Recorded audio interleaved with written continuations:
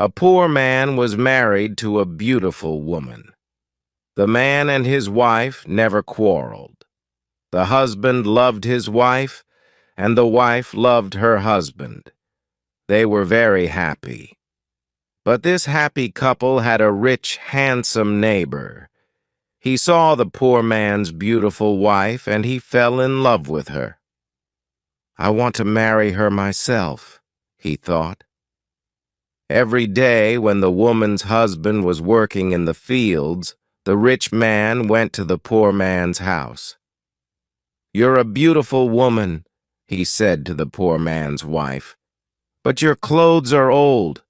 Why doesn't your husband buy new, pretty clothes for you? I'm sure he doesn't love you. If he loved you, he would buy wonderful clothes for you. Divorce him and marry me. I will buy you beautiful new clothes, the best in the land. Then you will be the most beautiful woman in Ethiopia." At first, the woman didn't listen to the rich man, but he came to her house every day, and every day he said the same things. At last, she began to think, "Perhaps my neighbor is right. Why doesn't my husband buy beautiful new clothes for me? Perhaps he doesn't love me." That night, she said to her husband, "Look at me, husband. My clothes are old and ugly. I want new ones. Buy me some new clothes." Her husband smiled at her. "You don't need new clothes," he said. "You are the most beautiful woman in the world to me." She was angry. "Don't you love me?" she said. "If you love me, buy me a new dress." Her husband loved his wife, and he wanted to please her. "I have only a little money," he thought, "and I need a new plow, but I want my dear wife to be happy." So the next day, he went to the market and bought a new dress for his wife. He took it home to her, and she put it on. "Thank you, my dear husband," she cried. "Now I know that you love me." When the rich man came to see her again, she was wearing her new dress. "You see," she said to him, "my husband loves me very much. He bought me this beautiful new dress." The rich man shook his head. "But a good husband doesn't only give his wife new clothes," he said. "He gives her gold. Where's your gold necklace? Where are your gold rings? Why doesn't your husband give you those?"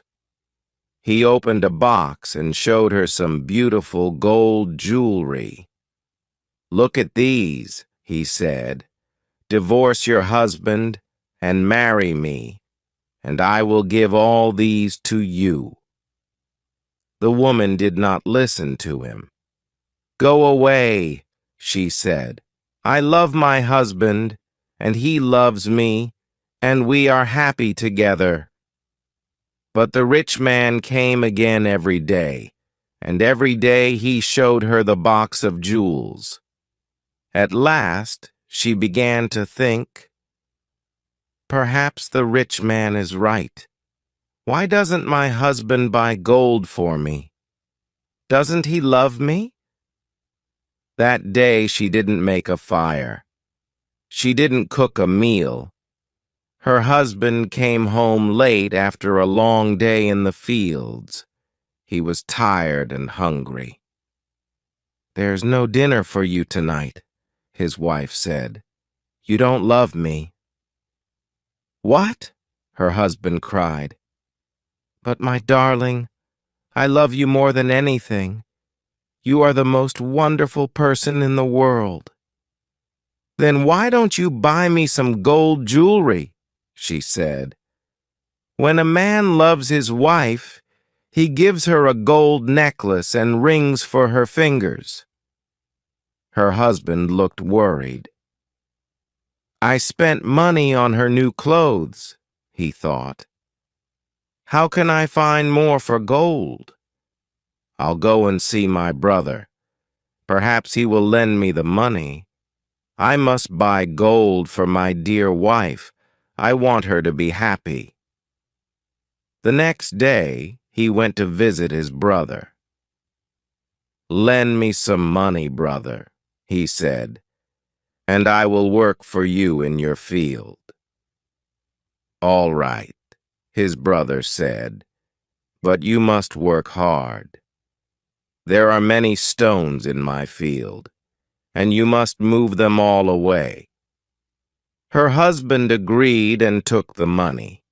He went to the market and bought some gold jewelry. Then he took it home to his wife. His wife was very happy. She put the necklace around her neck and put the rings on her fingers. Look at me, she said. Am I not beautiful? You're very beautiful, her husband said. If you are happy, I am happy. She put her arms around his neck. Thank you. Thank you, my dear husband, she said. Now I know that you love me. The next day her husband went out very early, before the sun rose in the sky. He ran to his brother's field. It was covered with stones. I must work very hard now, he thought. I must start early and stop late. I must pay my debt to my brother. His wife was working happily at home. I'll make a wonderful dinner for my husband tonight, she thought. He gives me wonderful presents. He works hard for me. I know that he loves me. Hello, a voice called out. Are you there? The woman went outside. Her rich neighbor was there. Ah, it's you, the woman said. Listen, neighbor. You were wrong about my husband yesterday. He bought me this beautiful jewelry. He loves me very much, and I love him. I will not divorce him. I will not marry you. The rich man was worried. Her husband loves her too much. He thought, if I want her, I must be clever. At last he said, your husband gave you clothes and jewelry, but I can give you more than that. What do you mean? The woman cried. Can your husband make miracles? The rich man asked. Miracles? No, of course he can't make miracles, the woman answered. Only God can make miracles. Men cannot make them. But I can, the man said, because I love you. Love can make miracles. If your husband loves you, he can make miracles for you. If you love me, I will make miracles for you. Make a miracle for me now, the woman said. I can't, the rich man answered. You must promise to love me first. You must leave your husband and come to me. Then I will make wonderful, wonderful miracles for you. The woman said nothing, and the rich man went away. That night, the poor man came home late. He was very tired and hungry. His wife brought water for him, and he washed himself. She brought delicious food for him, and he ate it. My poor husband, she thought. He works so hard for me, and he is so tired and hungry. The rich man is foolish. How can my husband make miracles? It's impossible. But the next day, and the day after, and the day after that, the rich man came to her house again. Did your husband make a miracle for you yesterday? He asked. Leave him and love me, and I will make many, many miracles for you every day." At last the woman began to listen to him. One day when her husband came home, she was sad. "Wife, dear wife, what is wrong with you?" cried her husband. "Are you sick?" "No," she said. "I'm sad because you do not love me." "What?" cried her husband. "But you know that I love you. I bought you new clothes. I bought you gold jewelry. You're the most precious thing in the world to me. But you don't make miracles for me." His wife said nothing. Her poor husband was very surprised. "Miracles? Of course I can't make miracles," he said. "Why do you want a miracle?" "Who gave you the idea?" the woman asked. "Our neighbor came to see me today," she said. "Love makes miracles," he said. "If a man loves a woman, he will make miracles for her." Her husband was very worried. "That wicked man wants to take my wife," he thought. "All this trouble comes from him. When he first came here, she wanted new clothes. Then she wanted gold jewelry, and now she wants a miracle. What can I do? If I don't make a miracle, perhaps my wife will leave me and marry him." The next day, he went slowly to work in his brother's field. "I must pray," he thought. "Only God can help me now." He looked up to heaven. "O Lord God," he prayed, "please help me to make a miracle. I love my wife, and I want to keep her. Don't let this rich man take her from me." He worked all morning. He was moving stones from his brother's field. In the middle of the day, he sat down under a tree to rest. A man was sitting there already. "Who are you?" the poor man asked. "I am a wizard," answered the man, "and I have a gift for you. Look, here are 2 sticks. They make miracles, miracles," the poor man said. He was happy now. "What kind of miracles?" "If you touch a person with the first stick," the wizard said, "he will become a donkey." The poor man thought of the rich man and smiled. "A donkey," he said. "That's very good. And if I touch him with the second stick, what will happen?" "He will become a man again," said the wizard. The poor man took the sticks and jumped up. "Oh, thank you, my friend," he said. "I prayed to God, and he sent you to me. Now I can keep my wife and punish my enemy." He ran home. "Wife," he called out, "come here. I'm going to make a miracle." His wife came out of the house. "A miracle?" she said. "What miracle?" "Look," said her husband. He touched her with the first stick. At once, she became a donkey.